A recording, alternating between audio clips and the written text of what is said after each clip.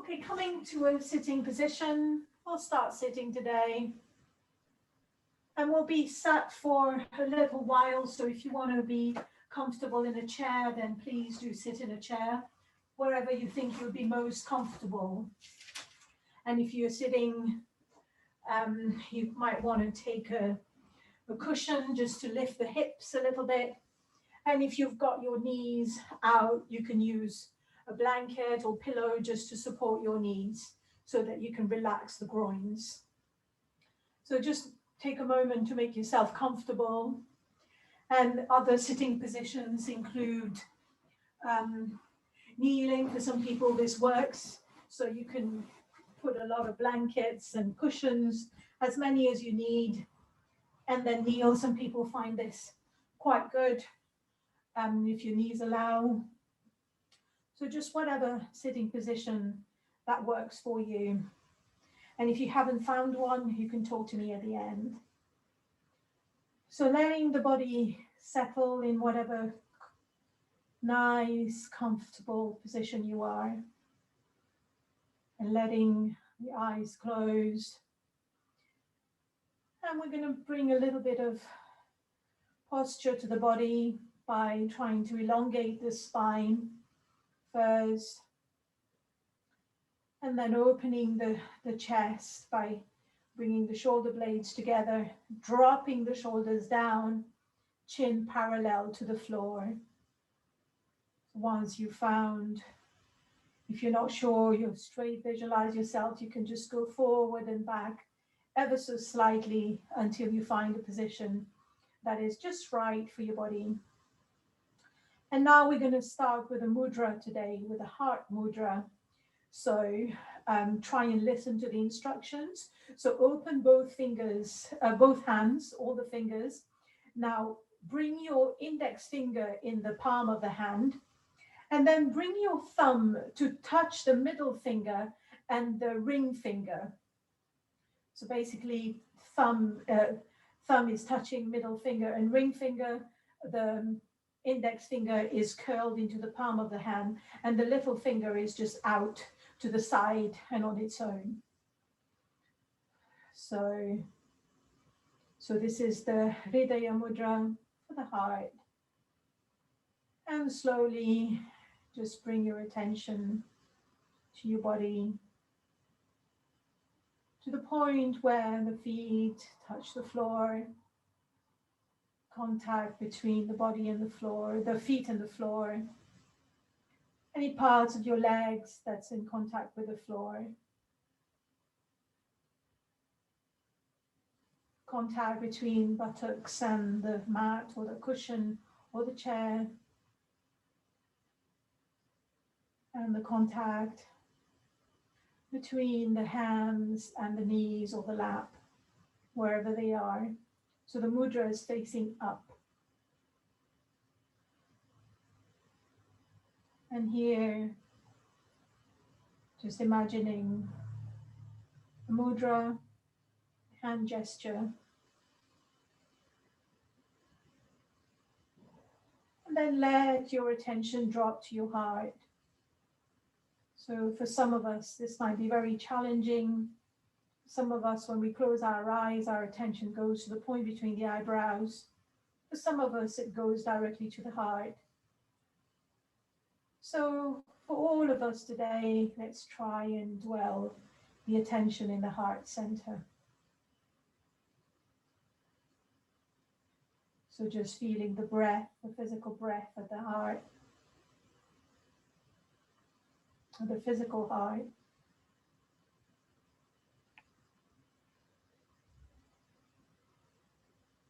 Feeling the heart expand.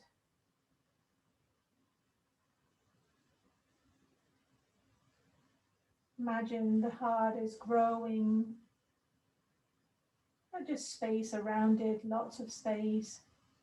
Expanding as you breathe in, and then back to normal as you breathe out. So exaggerate that visualization, not the actual movement itself.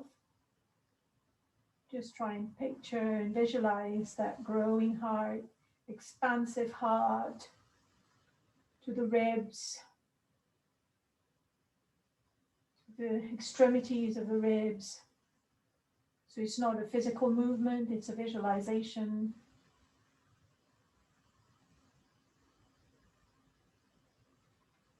And then you can visualize the breath growing even outside your body, just on the outside of the ribs, on the skin on the outside. And you can imagine it's growing beyond your body, radiating beyond your body.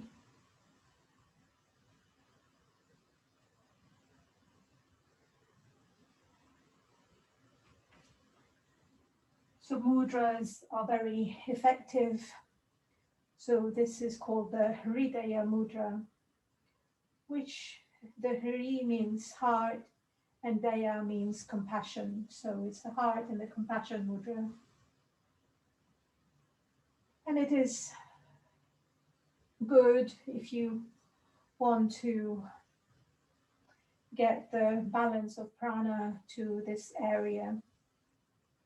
And at a physical level, the heart area governs your respiratory and circulatory systems as well. So ailments such as asthma, bronchitis, lung, breast disease might be connected with this imbalance at the heart.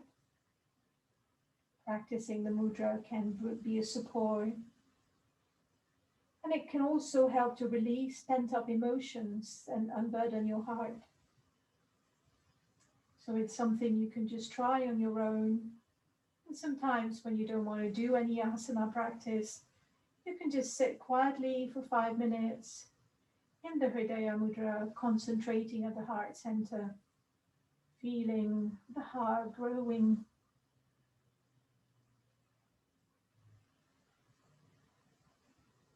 So a few more breaths here.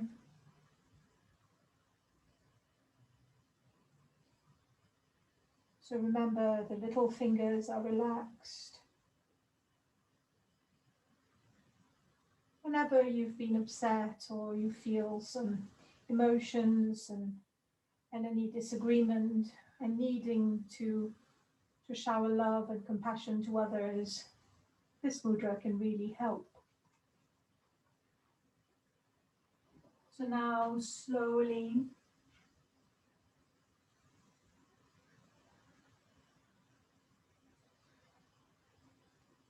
bringing your attention to any sound that you can hear in the distance, any sound that you can hear in the room. And then slowly, with a few blinks, opening the eyes and releasing the mudra.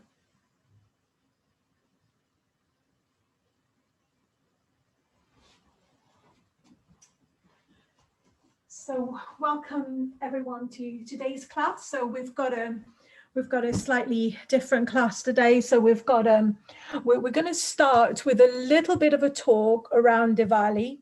So Diwali is on the 14th, so on the coming Saturday. And so I just wanted to take this opportunity to talk, to say a few words about Diwali.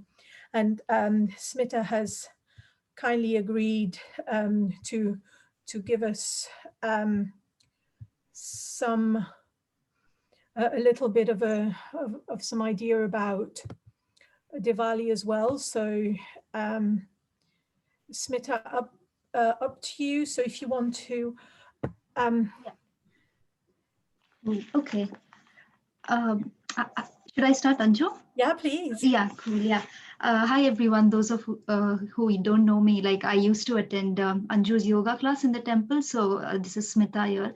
I'll just quickly tell you all the story about Diwali. So as Anju has mentioned, Diwali this year is on the 14th of November, and it's usually like a 5-day long festival.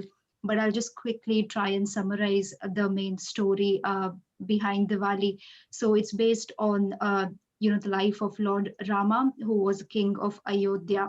So like King Rama, along with his wife Sita and brother Lakshman, were sent to an exile for 14 years in the forest. And this happened due to a promise which King Rama's father made to one of his wives. So what happens is, when they were living in the forest, one day Sita spots a golden deer in the forest, and she gets really fascinated with it, and she asks Ram to go and fetch the deer. So Ram goes and tries to fetch the golden deer. A couple of hours pass by and Ram does not return. So Sita gets a bit worried, and she asks Lakshman, who is Ram's brother, to go and check if Ram is okay. And what happens is that Lakshman, when he leaves Sita, he makes like a circle in order to kind of protect Sita, and he tells her, like, please do not cross this line, and it is called as Lakshman Rekha. So Sita says, like, okay, I will ensure I stay within that line. And then what happens is, as soon as Lakshman leaves her alone in the house, there's an old sage who comes looking for some food and help, and Sita obviously, wants to help him, and she crosses the line. And then the sage turns out to be the demon Ravana, who especially comes to kind of kidnap Sita. And also the golden deer is of the same plot, in order to kind of kidnap Sita. And when Lord Rama and Lakshman return back to the hut, they realize what has happened. And then the entire story is basically the war between Lord Rama, Lakshman, Hanuman, and Ravana in order to get Sita back to Rama. And they fight a long battle, and finally Rama wins over the demon Ravana. And after completing the 14 years of exile, when they return back to Ayodhya, the story spreads around the city that how Rama has conquered the devil Ravana. So they light up the streets with oil lamps, and it is a celebration. So that's how the story of Diwali has started. And I'll pass over to Anju to explain us the spiritual significance of Diwali. Thank you. Thank you, Smita. Do you want to make me host, if you don't mind, please? Yes. Yeah. I'll just share my screen as well. Yeah. Yes, you're the host now. Okay, thank you.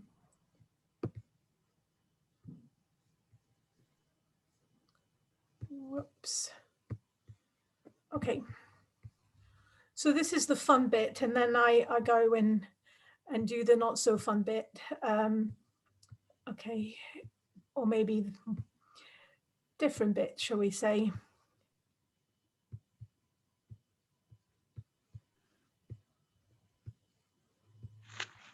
Okay. Sorry, this is always a little bit fiddly. Right. Okay, so Smita talk about all these light oil lamps being lit up. And so it can be the story of Rama coming back from exile, and some other people talk about Krishna having defeated the demon Nakasur as well. But really, again, there's always these external display of these festivals, which is great. I mean, they're a great source of joy for families, and great source of inspiration and celebration, which is absolutely fantastic as well. But then I think this is something that I say all the time. But again, there are some aspects of the celebrations that are not very yogic, and that do cause harm to the environment, and that we need to be aware of as well. So in whatever celebrations that we do, we need to be mindful of the damage that we do to Mother Nature and other damage that we do to others. But so I don't want to dampen that spirit, but I want to talk about the lessons from the row of lamps. So each lamp burns of itself. And so the significance of this is very important for us, especially in this environment of the pandemic, where we know that we cannot rely on what's happening outside of us to bring us happiness and to light our inner light. So this inner light has to come from ourselves. And when you see a lamp burn, not just on Diwali, but every time, you will see that it is shining on its own, and it is bringing that light by itself.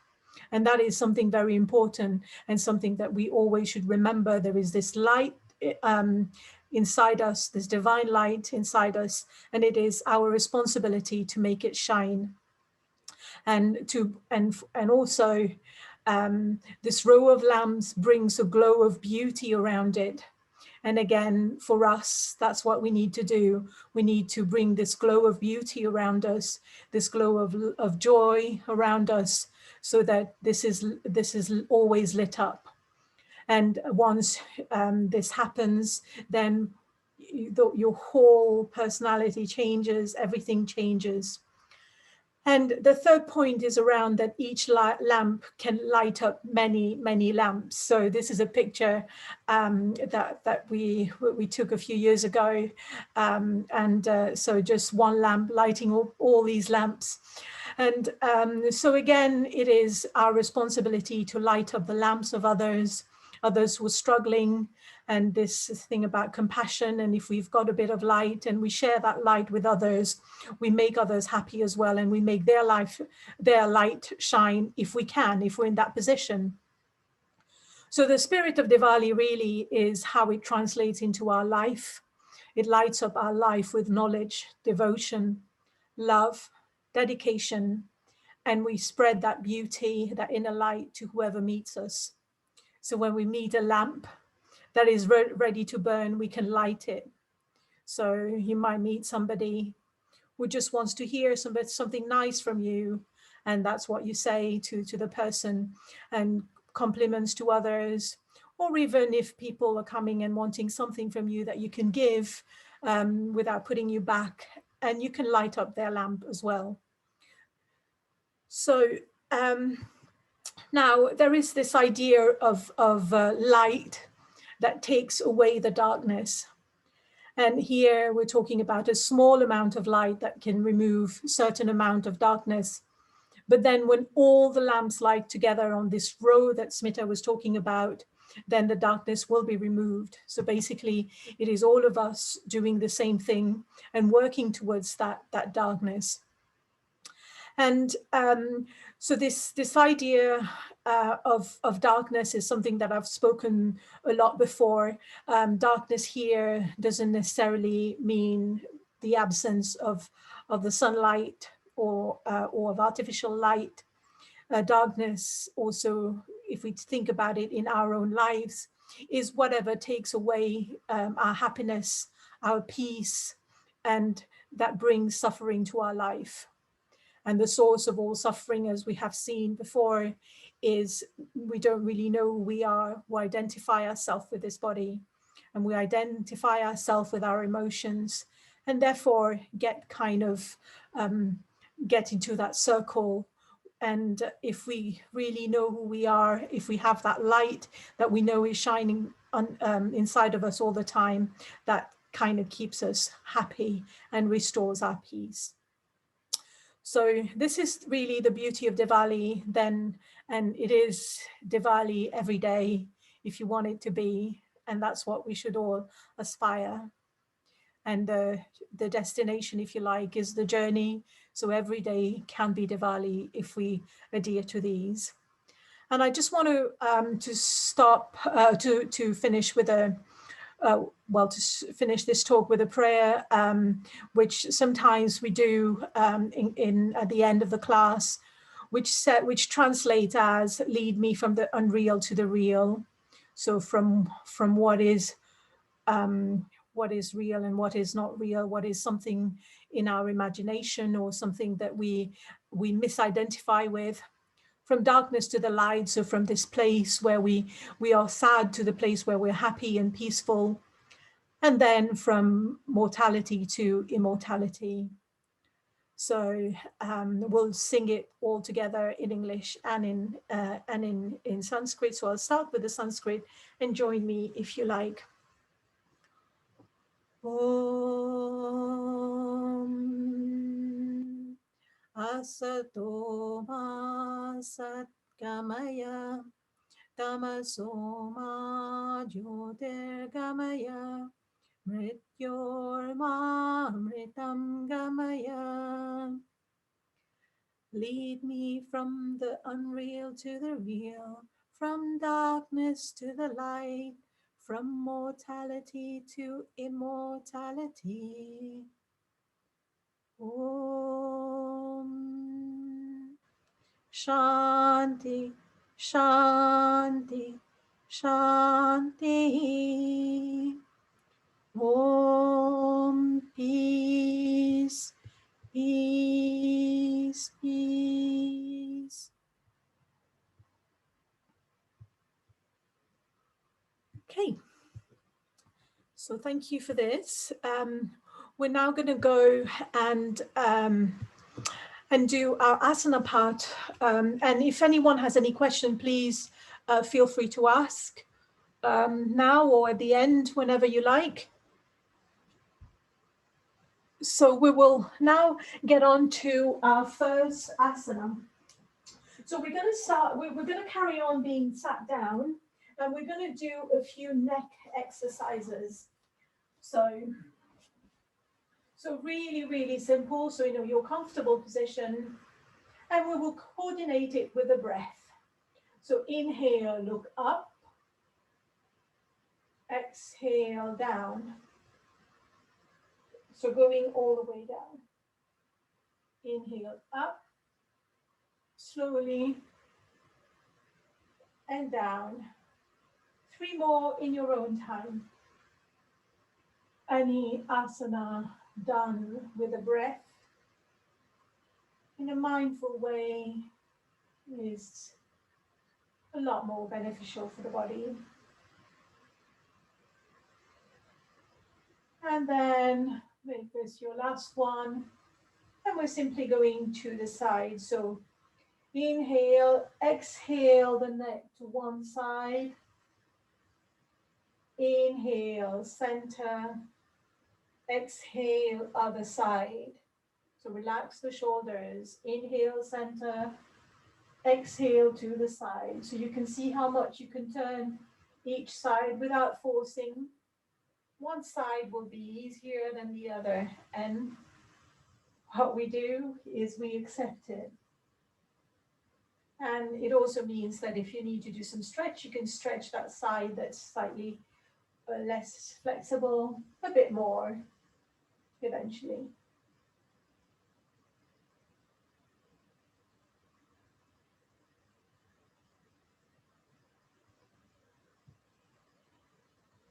And then relax. So now there is a few variations of this. So I will just talk through what you can do. So basically all we're going to do here is we're going to bring the right ear to the right shoulder. And then if you want a bigger stretch, you can hold your left hand, your left wrist with your right hand. So you can really feel that stretch on the left side. So if this is too much for you, you can just let go of the hand and not do the hand. So we all bring our right ear to our right shoulder without hunching the right shoulder up, and then just drop the left shoulder. If you want to intensify the stretch on the left side, you can hold your left wrist with your right hand and just breathe into it.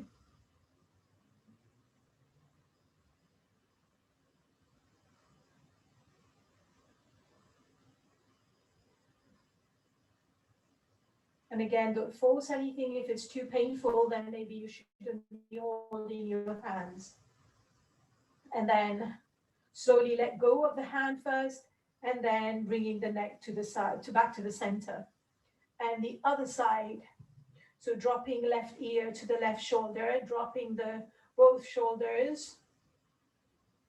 And then if you want to intensify the stretch on the right side, you can pull that right arm down by holding the right wrist with your left hand. So feel exactly where the stretch is.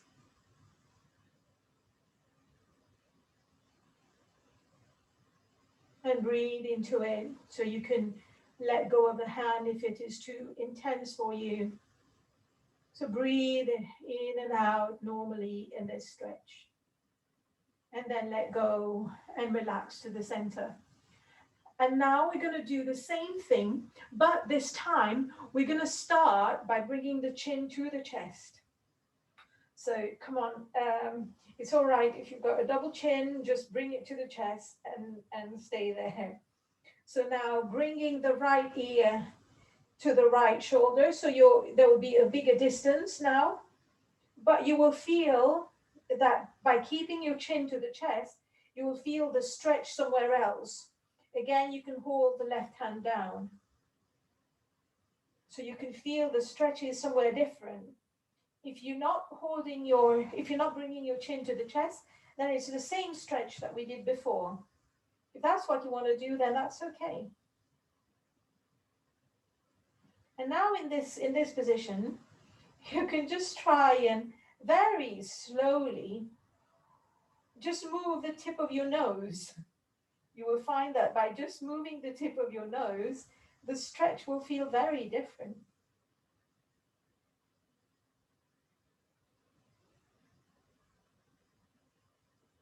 And then slowly letting go of the hand and bringing the neck back to the center. And then we're going to go to the other side. So bring the chin back to the chest, and then left ear to the left shoulder, and also you can pull that right arm down with the left hand if you want. You don't have to. And letting go, breathing into that stretch. And if you want, you can just move the tip of your nose and feel the difference in the stretch. So it's quite amazing how just moving the tip of your nose changes the whole pose. So making sure that both shoulders are down, mentally scanning your body, feeling the stretch, and then letting go of the hand first if you have the hand, and then bringing the neck to the side. So here, whatever you need to do with the neck, so just go side to side, just following the intelligence of the body so that you feel loose in this area. Okay, so now we go into cat-cow. So coming on your knees, on all fours. So I will quickly demonstrate what we'll do. So we'll do just a few cat-cow. And then we're going to do coming and rounding the back, so coming on the tip of our fingers. And then we're going to come up. And then when we are up, we can just move in and out a little bit. So keeping your eyes open here, because being on your knees is a little bit of a balancing act as well. Okay, so we'll start and I'll talk you through everything.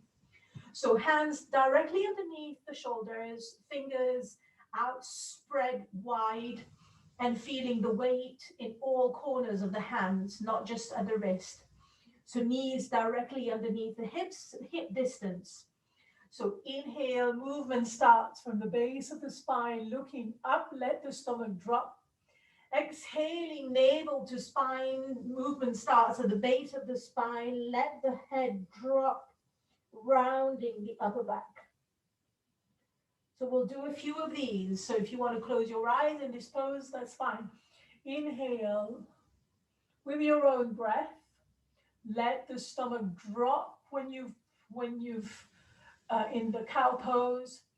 And then in the cat pose, navel to spine, let the head drop. And really exaggerate the movement in the upper back.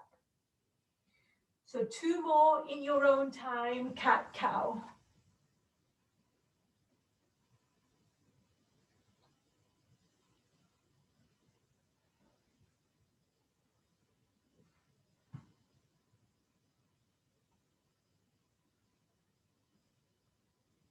Okay.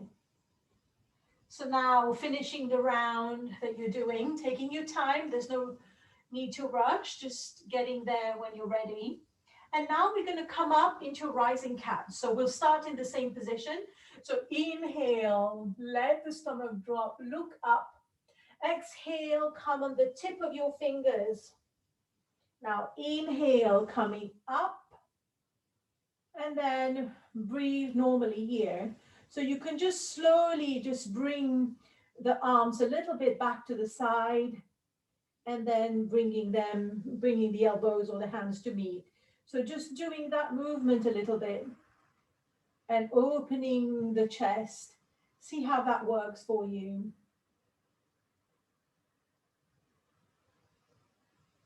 So you can, if you want to here, coordinate with the breath. So inhale. When we go out, exhale, coming back. So 2 more breaths here in this position. Inhale. Exhale, 1 more time. And coming back and relax down. So we'll do this whole routine 1 more time. So inhale, looking up when you're ready. Let the stomach drop. Exhale, tip of your hand, head, hang. Inhale, arms up. So take your time here. And then exhale, bringing the hands together. So just to do a few more of this, feeling the effect in your back, feeling the breath, filling the lungs, the front. So just staying with the sensation.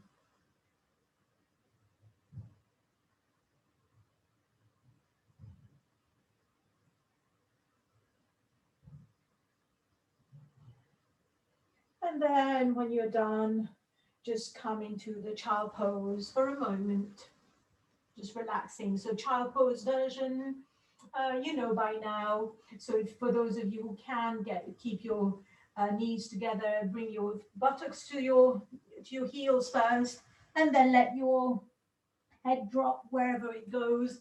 And if it doesn't reach the floor, just bring something to rest your head on. So it might be quite nice to do that.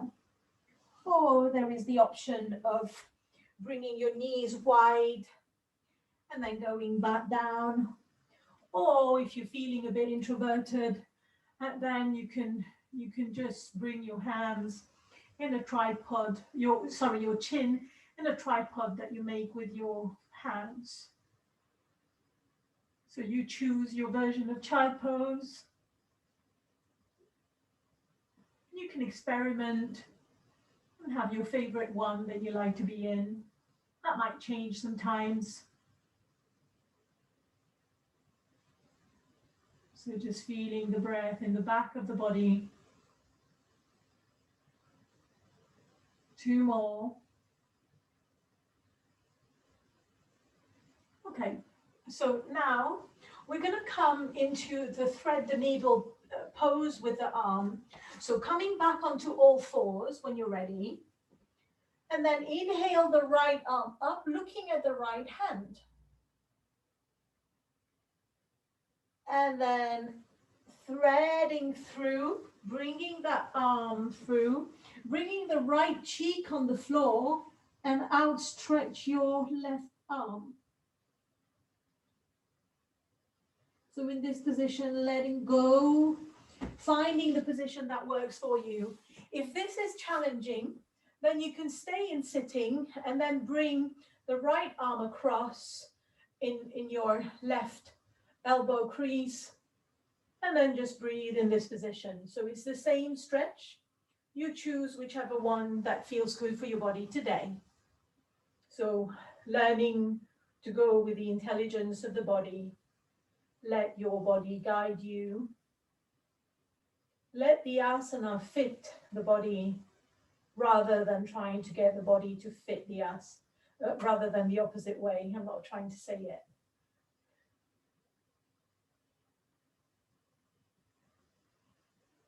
So let the asana fit into the body.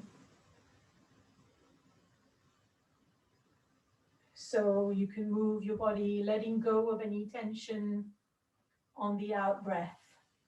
So this is another skill to learn, is using the out breath to just let go of tension.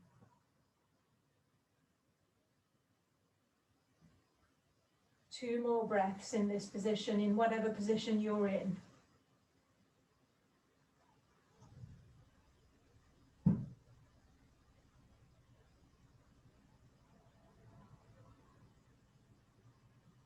And now coming back to the center. So if you know you want to do the sitting position, bring the left arm across. Otherwise, on all fours, when you're ready, inhale the left arm up. So all fours, inhale left arm up, looking at your left hand. Take a couple of breaths here first. And then using an exhalation, thread the left arm through. And then bring the left chin to the left cheek to the floor. You could adjust your knees a little bit if you need to. Outstretch the right arm. Close your eyes. Feel the sensation in the body. Where is it that you can feel tension? And can you try and relax that tension using the breath out? So taking your time, breathing in and out.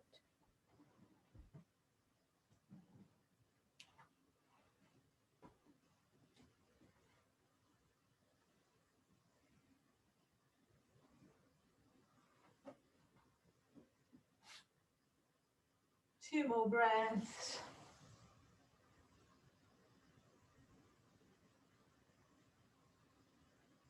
So you might feel that you're relaxing into pose. You might feel the stretch really intense. Just adjust your body. You don't want to feel pain, but a little bit of challenge, a little bit of nice stretch just before you reach your edge. It's quite nice, just a sweet spot. And then relax and let go. Okay, so coming into all fours again. And now we're going to do the puppy pose. Again, this is a nice pose. So I will demonstrate. We don't do this pose very often. So we're going to try and bring the chest to the floor. The forehead is on the floor. And then just relax the shoulders. So join me when you're ready. So you're on your knees, hip distance. You might need to walk your knees a little bit back so you can adjust. Come on your forearms first. So you can stay on your forearms if you can't get down anymore. But for those of you who can get down, you can bring your chest down and let your heart melt into the floor with your arms in front of you. So this causes an amazing release for the shoulder, for the upper back, but it might not work for everyone.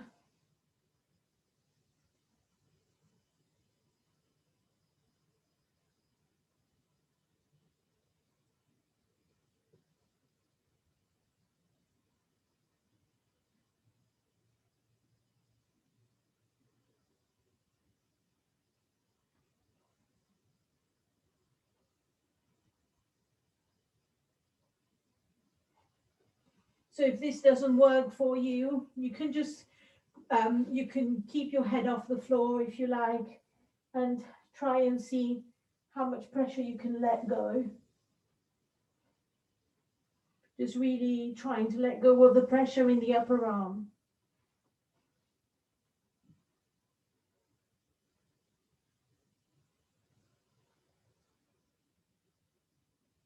So this is called the puppy pose. Or sometimes it's also called the melting heart pose. And it's quite nice to just let go of the upper back.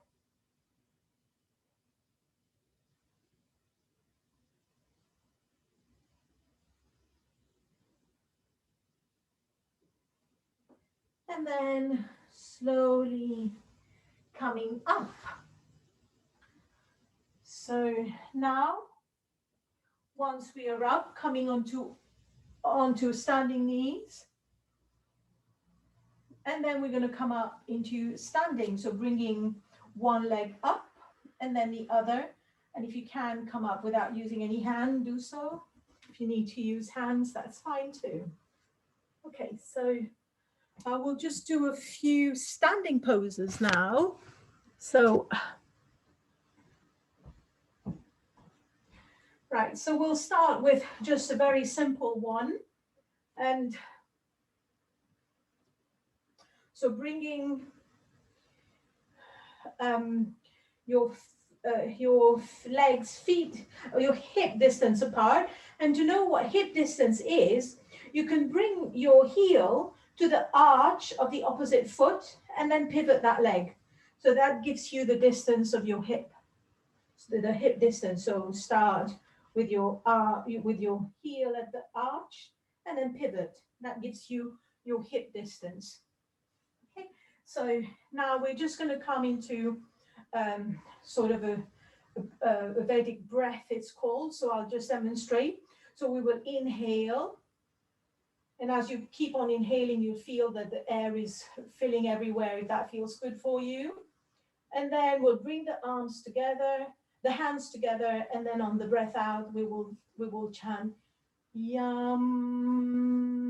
So it's yum. And so which is the mantra for the heart space. So let's start with me. Inhale, arms to the side, opening, feeling the chest, the lungs fill, relaxing the shoulders, arms, hands meet. Exhale, yum. Feeling the vibration. 2 more. Inhale. Yum.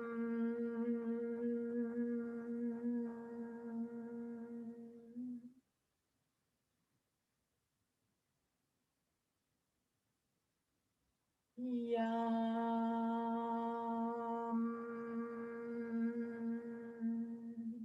One more.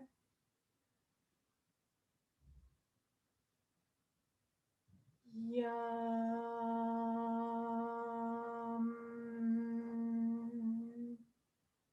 And then release. Okay, so now we're going to do another balancing practice. So which is, we'll start with the hands on the thighs, with and then we'll inhale, we'll bring the arms up, and then up a little bit more, and then when we need to breathe out, just coming down slowly. So we're not retaining the breath, we're just going up and down. So inhale, up, come on the tip of your toes, so as far up as you can, fixing a point in front of you, and then exhaling, coming down. So if you feel this is too much, you can just bring the arms up here without having to go all the way up. It's a little bit less challenging, so you can just do inhale, arms at the shoulder height, exhale down. That is easier if you like to do that. Or otherwise, inhale, bring the arms all the way up. This is a lot more challenging. And then coming down, synchronizing breath and movement. So with all balanced poses, fix a point before you start moving. I should have said that first. So inhale, coming up, and then exhale down slowly. So what helps us to balance there is the core strength, and this is a little bit of an indication of how strong your core is at the moment. Relaxing the shoulders as usual. 2 more in your own time.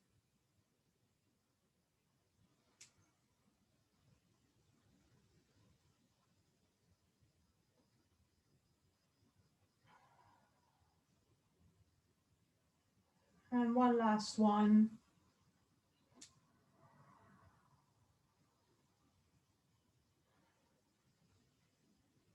And then we're just gonna come to the center for a moment, feeling the effect of that practice on the body. Just letting the body center. You can bring the legs a little bit further apart if that feels good. and releasing the upper back, the lower back, sorry. And now we're going to do a few warrior type poses, or maybe just one. So bringing, we're just, sorry, so facing the front, legs a little bit apart. So depending on how open your hips are, so it can be twice hip distance or 3 times hip distance. Just see what works for your body.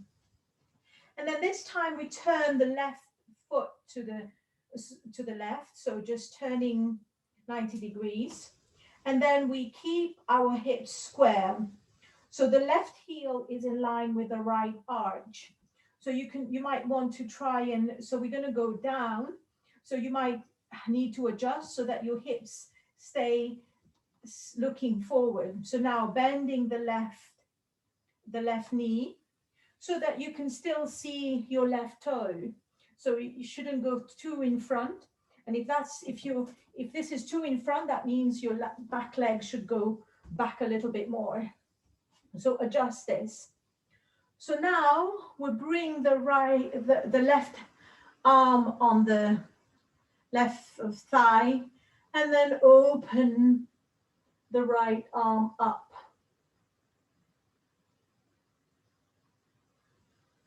So coming up, reversing the warrior, the left leg is straight, bending arm on there and arms up. So you can go to the side of the ear, but then the upper back needs to be straight, or we can just go here, wherever you like. And then coming into reverse warrior, where your right hand goes to the left waist and your arms come here, and then you straighten the leg. So just moving into these two positions. Inhale, exhale. So just moving in a way that feels good for your body, keeping the upper body nice and straight. Be mindful of your legs so you're not collapsing into the inner arch of the right foot, and also you're not clasping or crisping with your toes, with your left toes. So just do a couple more. And then next time you get into the bend position, just stay there for a couple of breaths. If you need to come out of any pose at any time, please do. Don't wait for me to tell you to.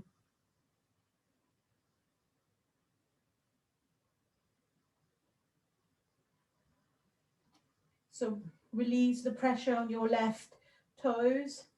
Do not collapse into the inner arch of your right foot. Feel the nice length on the side, openness in the front body. And then when you're ready, coming back to the center. And then if you need to come back to heel toe first, and then just release, listening to the intelligence of the body, what it wants to do. And then you have guessed it, we're going to do the same thing on the other side. So you know now how to adjust your legs. So this time, hips square. We bring the right heel in line with the left arch, bending the right knee. Okay, so now we're gonna be moving. So inhale, exhale, reversing the warrior, straightening the right knee. So if this is too much for your knee, you can adjust the position, or you can just not move so much. You can just keep the leg bent all the time. So just adjust whatever works for you. So again, making sure that the upper body is nice and straight. You're not compromising the upper body. So I'm kind of looking at the screen, so that you should be looking just at your. So again, checking the weight on your toes, whether you're collapsing in the inner arch of the left foot. So just bending, enjoying the flow. And then now next time you get to the thigh, just staying here and breathing for a few breaths. Again, if you're kind of bend, then opening that chest nice and wide.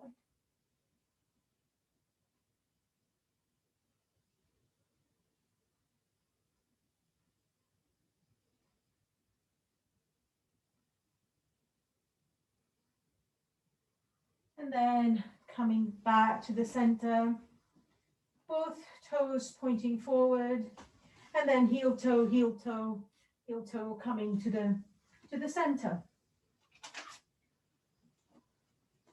And now, so if you need to shake your legs, and we're now going to do Warrior One pose, which we've done before. So I will demonstrate first. So we will start with the right arm underneath the left. So here we will just be in this position with one leg in front, and then with the other leg in front, we will change the arms. And then we're going to do the counter pose. So I'll talk you through. Okay, so we'll start with bringing the left leg forward, bending the left knee. So the right leg is kind of 45 degrees, if you like. So now bringing the right arm under and then the left arm on top. So you can just stay here if that's enough for you. If you can hook your thumb with any finger, do so. If you can bring your hand in with your palms to touch, then do so. So staying here in this position. If the leg movement is too much for you, you can stay in standing, just with the legs together. So we're just trying to combine two poses a little bit, if you like, here. So the front knee is bent, if you like. Otherwise, you can have the legs together. So now feeling the stretch in the upper body, in between the shoulder blades, creating space between the shoulder blades.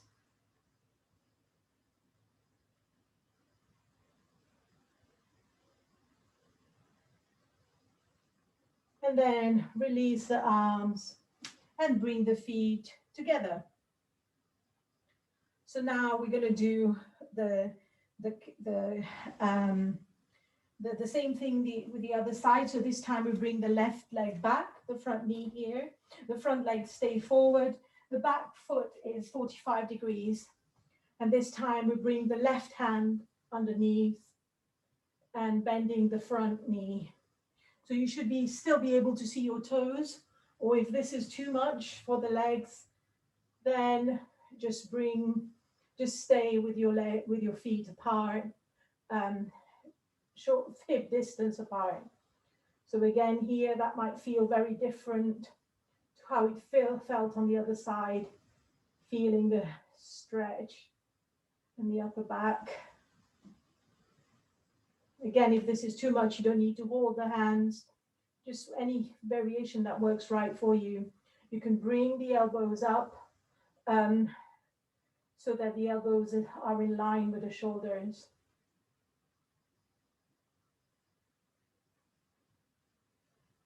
And then release the arms and bring the legs together. And we're doing one last of this. So this time we bring the left leg back, bending the right, we bring the right leg back, bending the left. And this time we open the chest and really bringing the palms of the hands to face the ceilings. So this time we're squeezing the shoulder blades together. So again, release the tension on your feet, on your toes. And again, if this is too much for your legs, just stay with the legs together. That's absolutely fine. The focus is on the back, but I'm just giving you an option to work the lower body at the same time. Only for those who want. And then coming back and changing. So this time left leg back or to both legs at the same place, and then we're going to go back again. So arms to the side, the arms are shoulder height, relaxing the shoulders, and then trying to bring the palms of the hands facing the ceiling or parallel to the ceiling. So here we are almost, and then going a little bit back, squeezing the shoulder blades.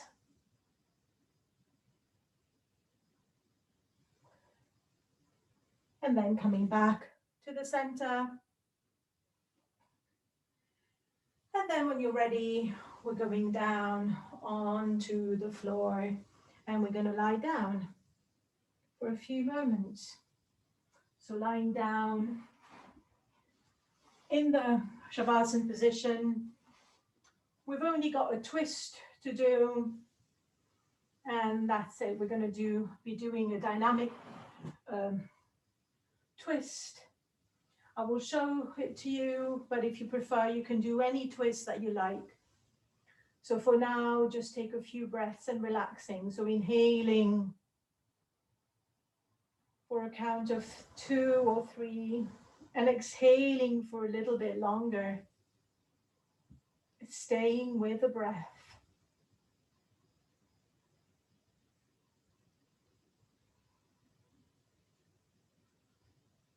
Keeping the eyes closed, keeping the focus in the body.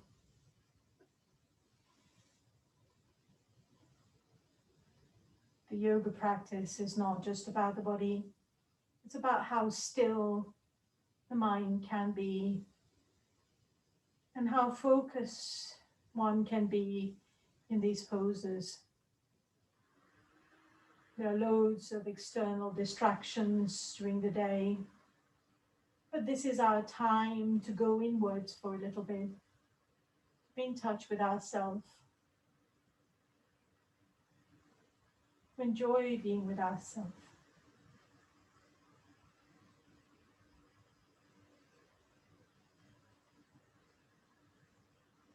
So making the exhalation a little bit longer, so using that technique that we always use, prolonging the exhalation, induces relaxation in the body.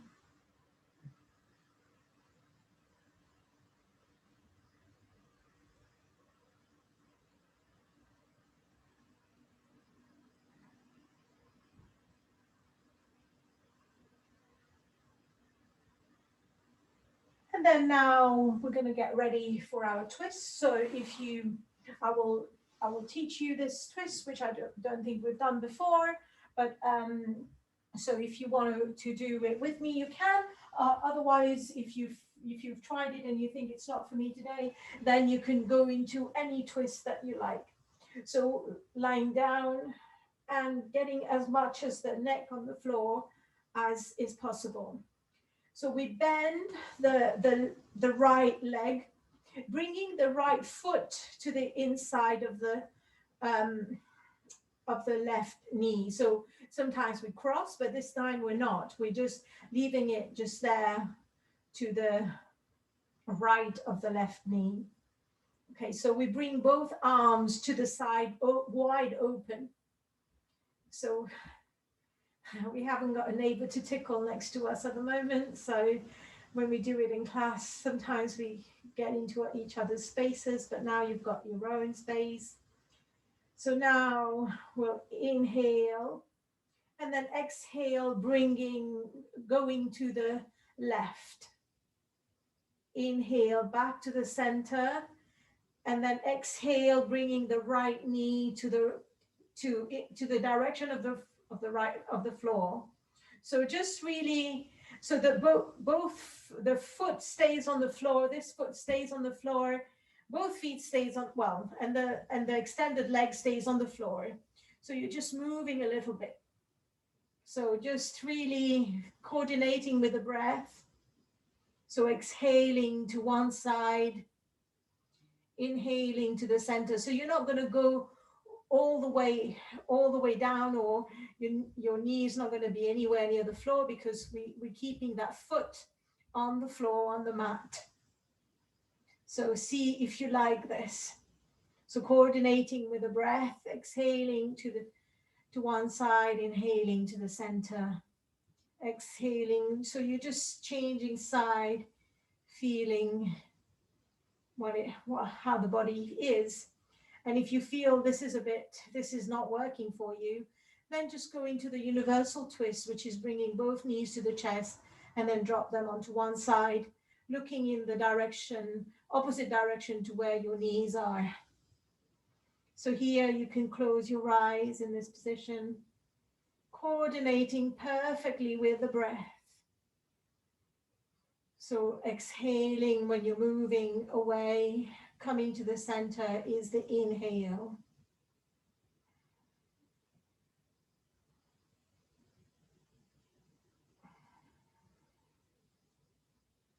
And then take a moment to come back to the center and outstretch both legs. So you can make any adjustments that you need to make to the body.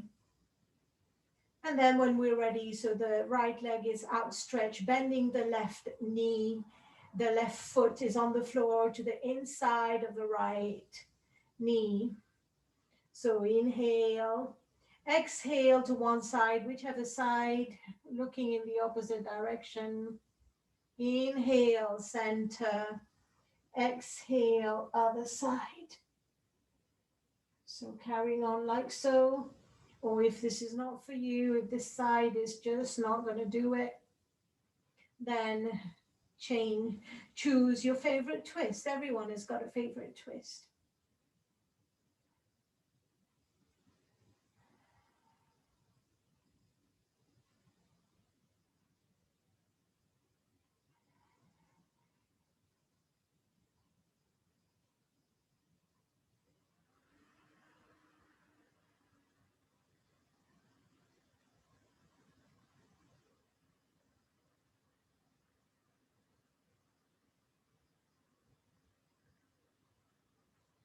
And a couple more, or if you're in your universal twist, just enjoying being there.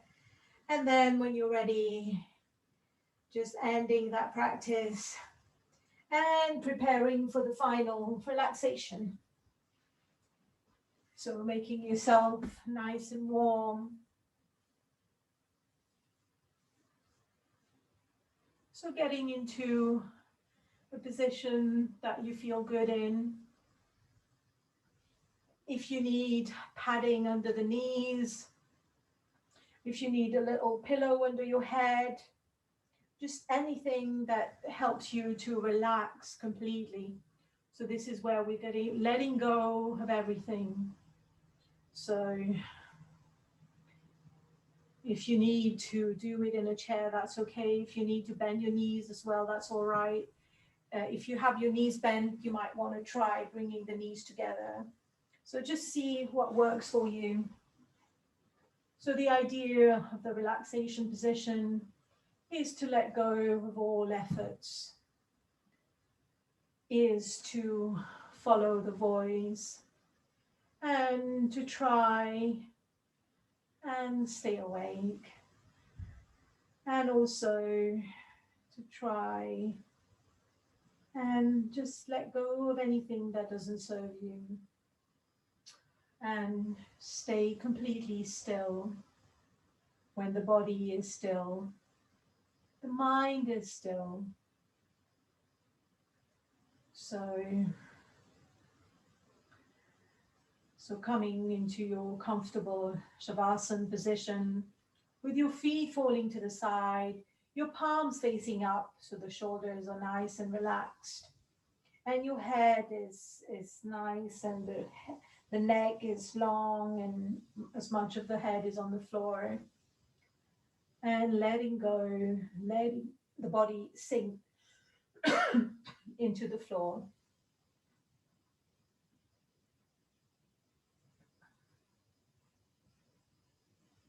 Now, we will take a moment to just let go of the final little movements in the body. And if you have a resolve, you can repeat it 3 times now with feeling, emphasis, and conviction.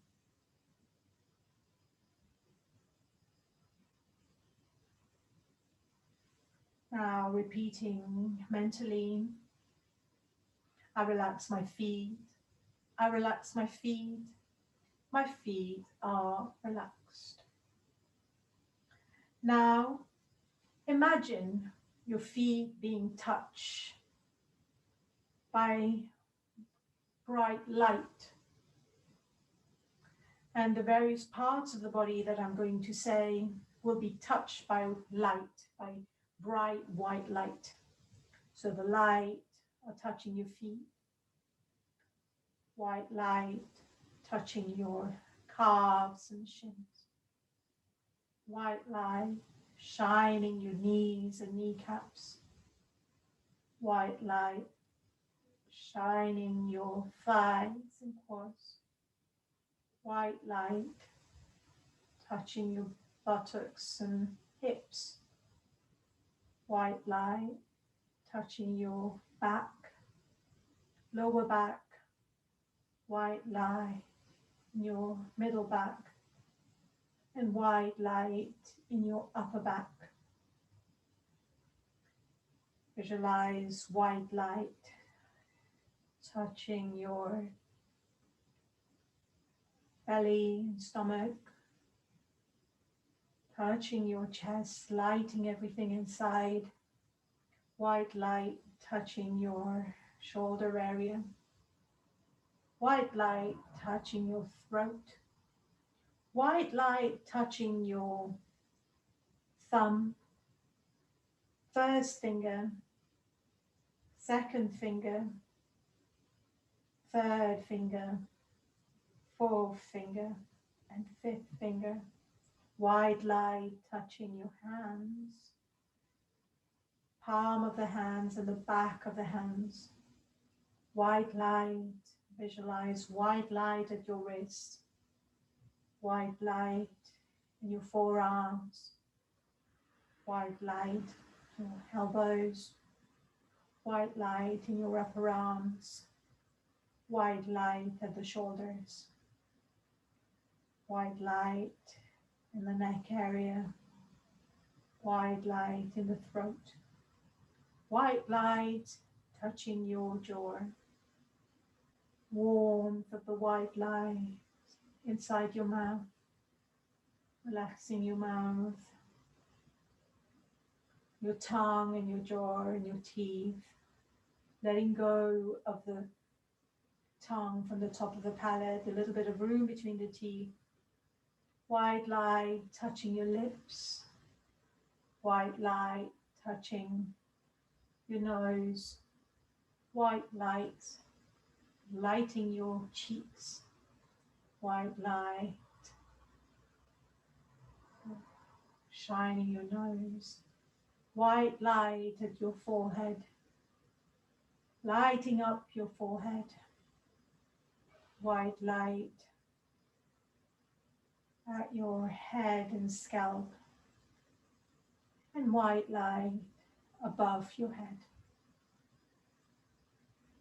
White light protecting all your body, surrounding your body from underneath, forward, feeling the protective capacity of the light. Now we'll again visualize the light, but this time starting at the left foot. So the left foot light is coming in through the left foot, coming all through the body, coming up. So breathe normally, up to the point between the eyebrows. There's a big light there. And then it invades the whole of the head, shining the head. And then bring that point of light at the point between the eyebrows in one single point.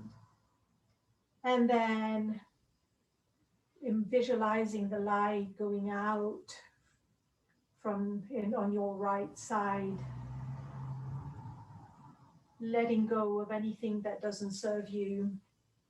You can imagine that light, that smoky color going through your right foot.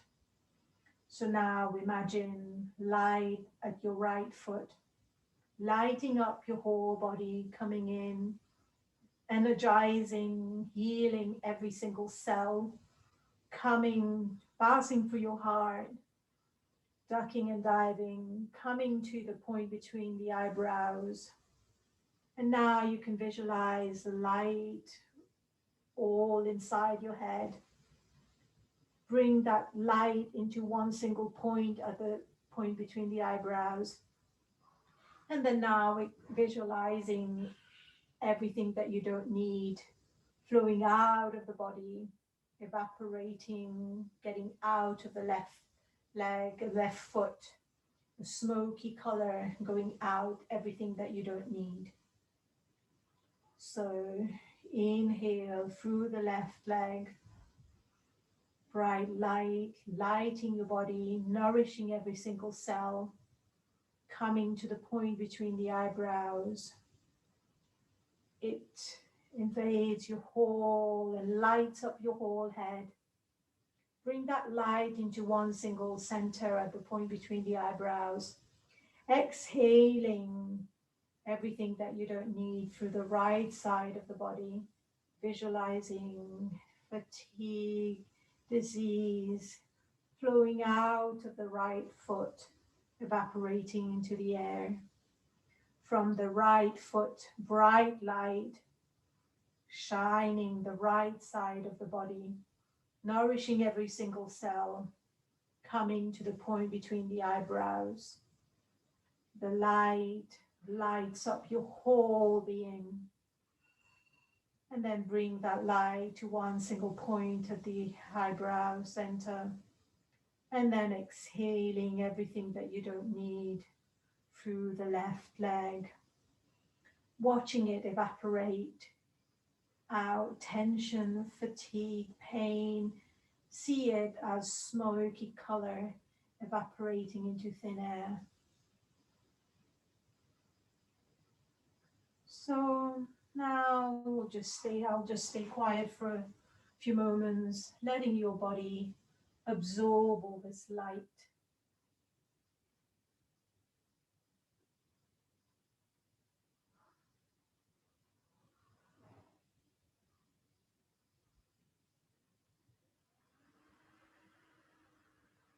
Trusting in the power of visualization.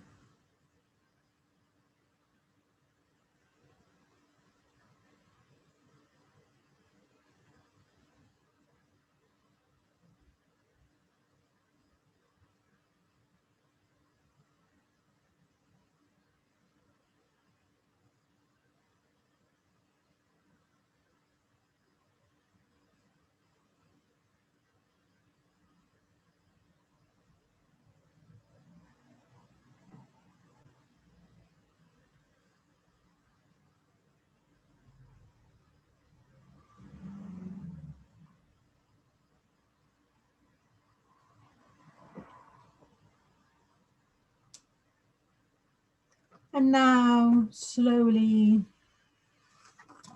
repeating your resolve 3 times, the same resolve that you had at the beginning, 3 times with complete conviction.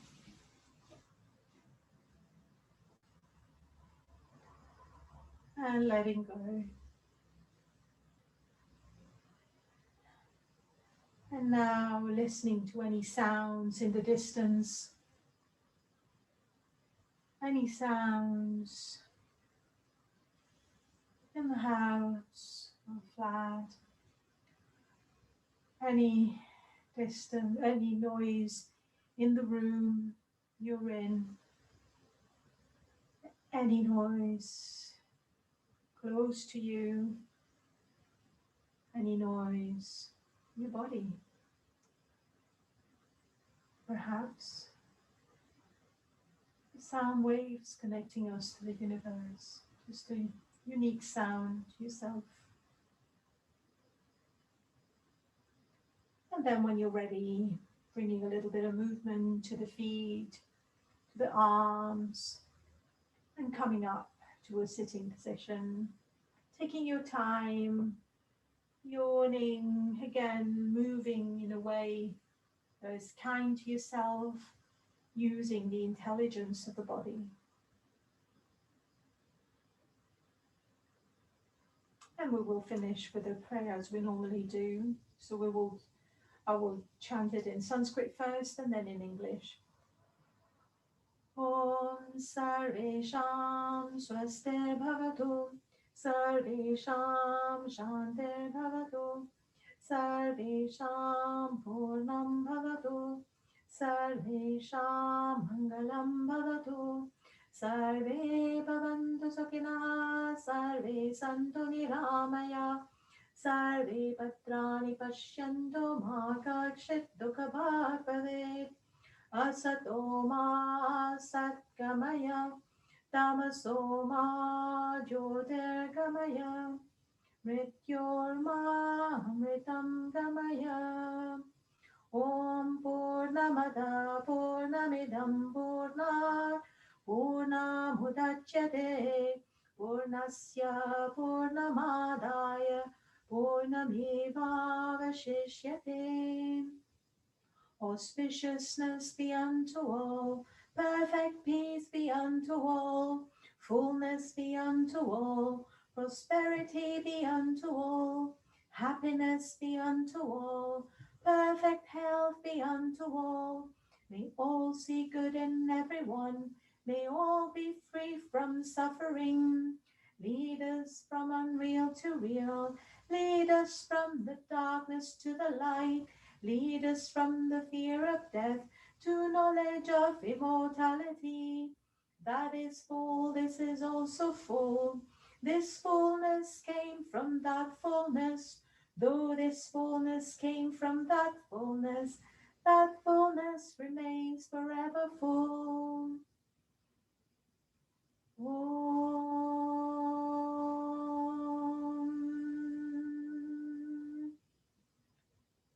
Shanti, Shanti, Shanti. Om peace, peace, peace. Thank you very much indeed. So please shine your light for the whole week and the whole year and forever. Thank you very much. Anju, I think you can stop the recording since you're the host. Yeah.